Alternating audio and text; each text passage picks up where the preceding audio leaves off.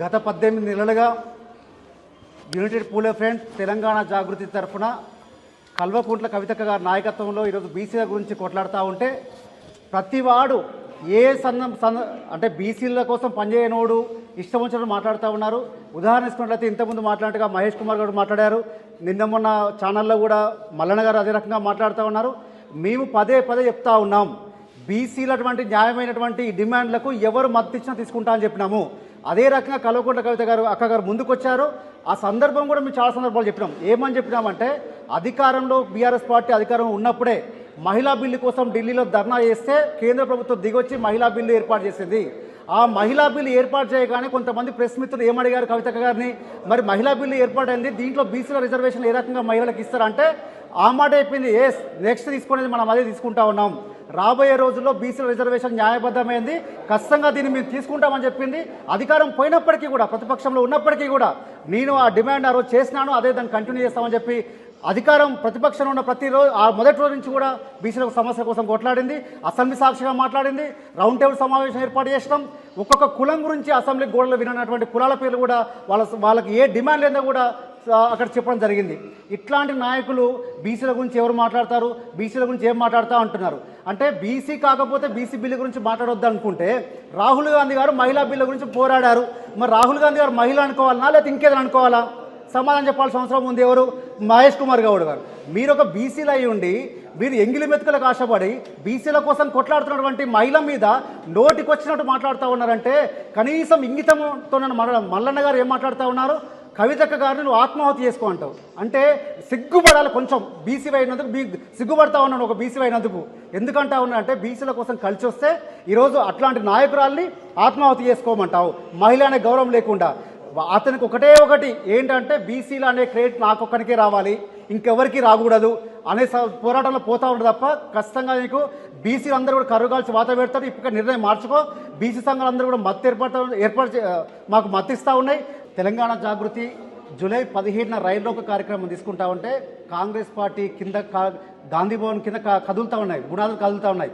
ఎందుకంటా ఉన్నా ఢిల్లీ స్థాయిలో పోతే ఈ ప్రభుత్వంకి ఏడా మంచి పేరు రాదేమో, ఈ ప్రభుత్వాన్ని మేము గొప్పలు చెప్పుకున్నటువంటి దేశంలో ఎలక్షన్లు ఎక్కడ జరిగినా కూడా మేము కులగాన చేస్తాం, మేము రిజర్వేషన్ అమలు చేస్తాం చెప్పి గొప్పలు చెప్పుకుంటా ఉన్నారు. ఈ విషయం ఢిల్లీ దాకా పోతే అక్కడ పరువేడబోతుంది, రాహుల్ గాంధీ పరువేడబోతుందని చెప్పి ఈరోజు మహేష్ కుమార్ గౌడ్ గారు ఇమీడియట్గా ముందుకు వచ్చి మేము ఏమడిగినాం, ఈరోజు లెటర్లో ఏమడిగినాం, మల్లికార్జున ఖర్గే గారు రేపు వస్తూ ఉన్నారు, వాళ్ళ సామాజిక వాళ్ళ న్యాయ సమరబేరం పెడతా ఉన్నారు. కానీ అది నిజంగా చెప్పాలంటే సామాజిక అన్యాయ సమరబేరి. ప్రతి గ్రామ సర్పంచ్ని గ్రామ యొక్క అధ్యక్షుని పిలిచి ఎలక్షన్ పోవడానికి వాళ్ళు ఒక నిర్దేశంగా ముందుకు పోతా ఉన్నారు. ఇది అన్యాయం. ఫస్ట్ మీరు తేల్చండి. మీరు రాజ్యసభ సభ్యులుగా ఉన్నారు, మీ సోనియా గాంధీ లోక్సభ సభ్యులుగా ఉన్నారు, రాహుల్ గాంధీ ప్రియాంక గాంధీ లోక్సభ సభ్యులుగా ఉన్నారు. మీరు ఎందుకు మాట్లాడలేరు పార్లమెంట్ సాక్షిగా?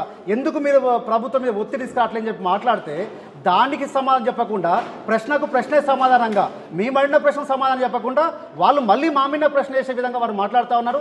దయచేసి అయ్యా మహేష్ కుమార్ గౌడ్ గారు, బీసీలకు న్యాయం చేయాలని ఉంటే, నిజంగా మీరు బీసీ బిడ్డ అయితే మీరంటే చాలా గౌరవం మాకుంది. ఆ గౌరవాన్ని నిలబెట్టుకోవాలంటే రాబోయే రోజుల్లో ఏ పార్టీ అయినా సరే పార్టీలకు ఖచ్చితంగా ముందుకు వస్తూ ఉంటే మీ మద్దతు తెలపండి. లేదు అంటే కాళ్ళకు అడ్డం పడే విధంగా మీరు ఉండకండి అని చెప్పి నేను రిక్వెస్ట్ చేస్తూ ఉన్నాను. పిసిసి ప్రెసిడెంట్ అయినటువంటి మహేష్ కుమార్ గౌడ్ గారు కవితక్క గారి మీద మాట్లాడడం అంటే, బీసీ ఉద్యమం చేస్తున్నటువంటి నాయకురాల మీద మాట్లాడడం అంటే బీసీ ఉద్యమాన్ని అనగదొక్కడమే అని అనుకోవచ్చు. ఎందుకంటే మహేష్ కుమార్ గౌడ్ గారు, మీరు మీ హయాంలోనే మీరు అందరు కలిసి కామారెడ్డిలో మీరే డిక్లరేషన్ చేసినటువంటి దాంట్లో 42% బీసీలకు ఇవ్వాలని తీర్మానించడం జరిగింది ఎన్నికలకు ముందు. ఇవాళ ఎన్నికలు అయిపోయినాయి, అధికారంలోకి మీరు వచ్చి మీరు ఈ 42% రిజర్వేషన్ను అమలు చేయకపోవడం కాబట్టే ఇవాళ బీసీలకు చాలా అన్యాయం జరుగుతుంది. ఇవాళ బీసీలకు ఎన్నో రకాలుగా అన్యాయం జరుగుతుంది. విద్యాపరంగా కావచ్చు, ఉద్యోగ పరంగా కావచ్చు, రాజకీయంగా పరంగా కావచ్చు, ఇట్లా అన్ని రకాలుగా అన్యాయం జరుగుతున్నందున కవితక్క లాంటి నాయకురాలు ముందుకొచ్చి ఇవాళ బీసీల కోసం పోరాటం చేస్తే మీరు జీర్ణించుకోలేకపోవడం చాలా సిగ్గుచేటు.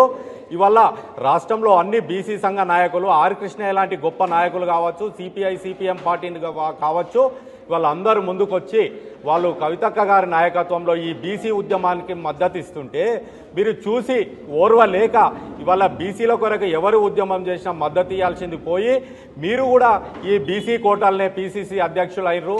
ఆ విషయాన్ని మీరు మర్చిపోయినట్టున్నారు. కాబట్టి మీరు గుర్తుంచుకొని రానున్న రోజుల్లో ఈ 42% కట్టుబడి అమలు చేసే విధంగా ప్రయత్నం చేయాలి. లేదంటే ఈ బీసీల చేతనే చీకొట్టుకోవాల్సిన పరిస్థితి ఏర్పడుతోందని ఈ వేదిక ద్వారా మేము తెలియజేస్తున్నాం.